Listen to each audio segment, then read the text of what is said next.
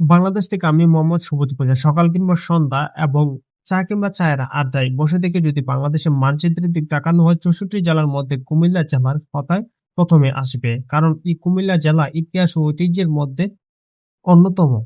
আর গত ভিডিওতে আমি আপনাদের দেখিয়েছি কুমিল্লার ফুটবাড়ি এলাকার শালবন বিহার। আজ দেখবো ফুটবাড়ি এলাকার নব শালবন বিহার।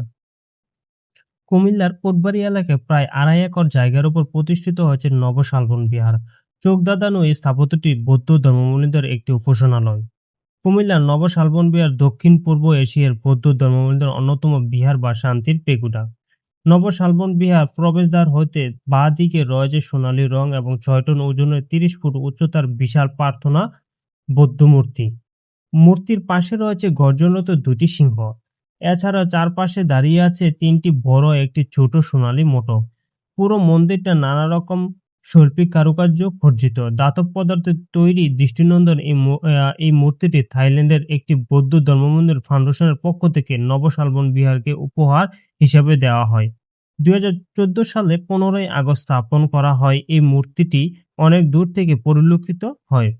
নব শালবন বিহার বাংলাদেশে বুদ্ধিস্ট কালচারাল একাডেমিতে 1995 সালে 8 সেপ্টেম্বর প্রতিষ্ঠা করা হয়। এই বিহারকে ঘিরে দেশ-বিদেশ হতে পর্যটকদের পাদচরণ রয়েছে।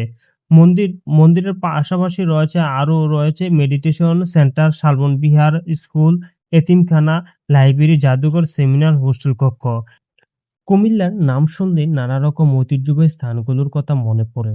সেখানে অনেক প্রাচীন সভ্যতা রয়েছে প্রাচীন ইতিহাস, রয়েছে প্রাচীন ভ্রমণ স্থান।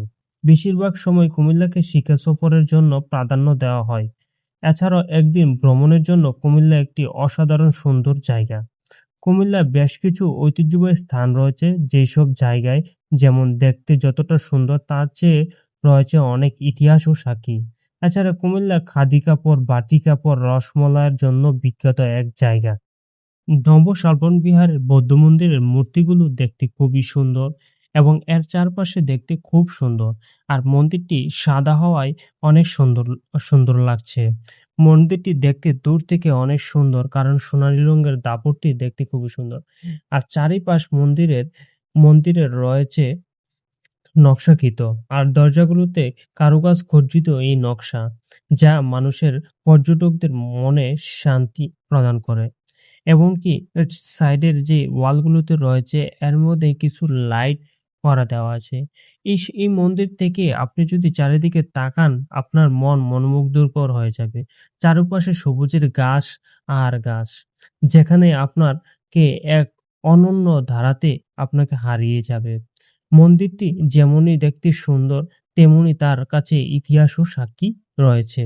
আর এসব মন্দির আপনাকে থাইল্যান্ডে ভ্রমণ করতে যেতে হবে, কিন্তু আসলে না, আমাদের কুমিল্লাতে রয়েছে এত সুন্দর মন্দির, যা থাইল্যান্ডে গিয়ে আপনি যেটা উপভোগ করবেন সেটা আমাদের কুমিল্লাতে। কুমিল্লা আসবেন, কুমিল্লার ইতিহাস সম্পর্কে জানবেন, তারপর কুমিল্লা নিয়ে মন্তব্য করবেন। ধন্যবাদ।